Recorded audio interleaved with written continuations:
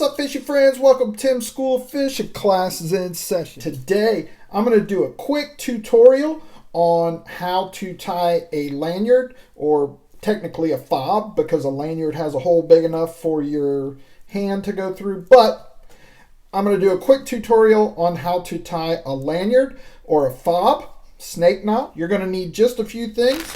You're going to need some paracord, 550 paracord. If you want to use the smaller, thinner paracord, you can do that also, but 550 works well. You're going to need a knife slip or a knife that has a lanyard hole. I do not like to put lanyards on my knives. I don't mind them so much on a knife slip, so I'm going to use a knife slip. You're going to need a pair of scissors or a knife, and you're going to need a lighter. So let's get this camera spun around and take a closer look.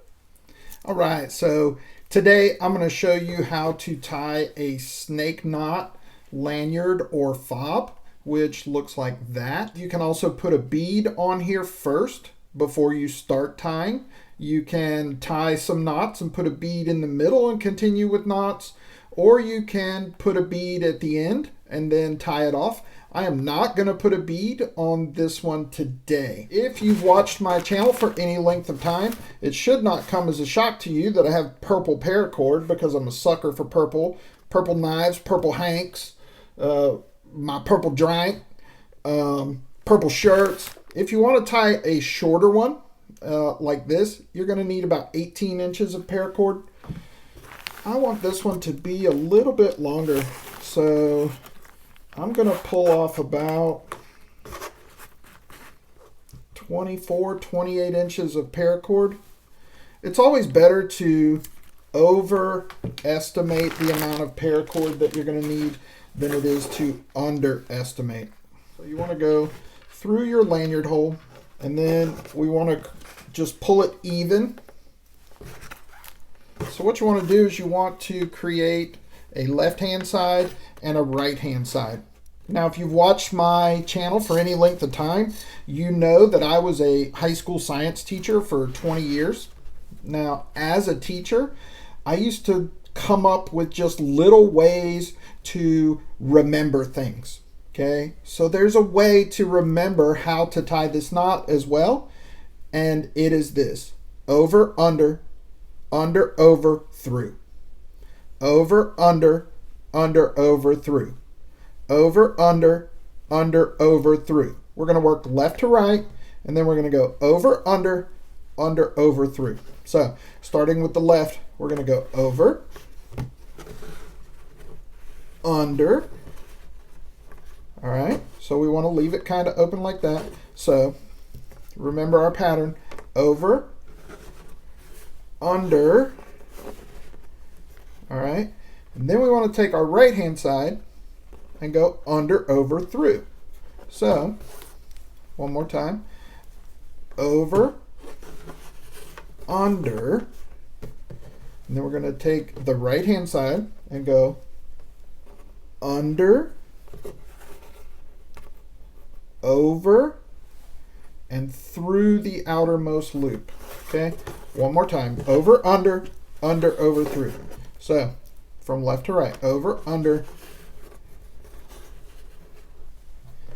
and then under, over, and through the outermost loop. All right, so we went over, under, over, through. Now, when you go to pull this first knot tight, you have to decide how much space you want to leave. Do you want to cinch the knot all the way up to the knife or to the slip, or do you want to leave some space? I like to leave a little bit of space, about 1 inch.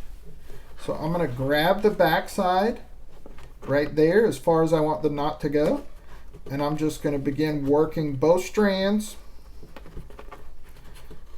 and I'm going to pull the tag end of both strands tight. So there's my first knot done, and we're just going to continue that process: over, under, over, through. So over, under, over, and through. the outermost loop. Pull it tight.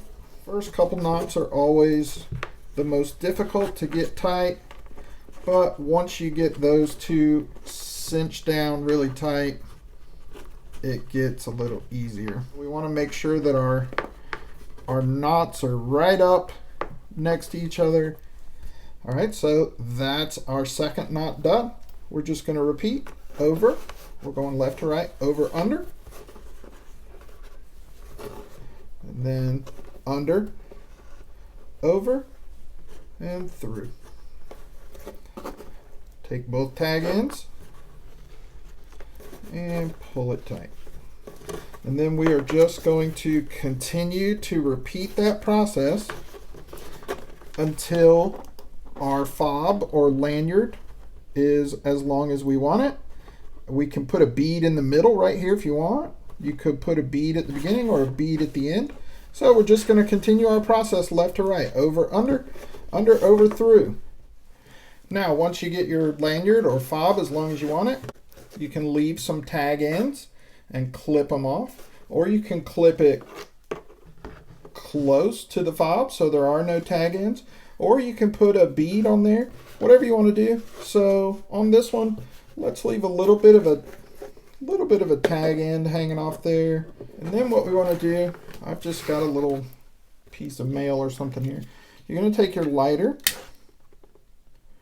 You're just going to melt those ends. And while it's warm, just push down on it. Just wait until you see it start to turn black and bubble a little. And then just give it a little push on something. Now, a lot of times you're going to get some little pieces hanging off, like that right there. So you can just take your scissors and just trim it up, make it look nice. There you go. We have a snake knot fob. Super simple. Takes just a few minutes. Over, under, over, through. Nothing to it. As always, I appreciate you guys for watching. I appreciate you giving me a thumbs up. Leave me a comment. I enjoy interacting with you guys in the comments. That's it for this episode of Tim's School Fish, boys and girls. Class dismissed.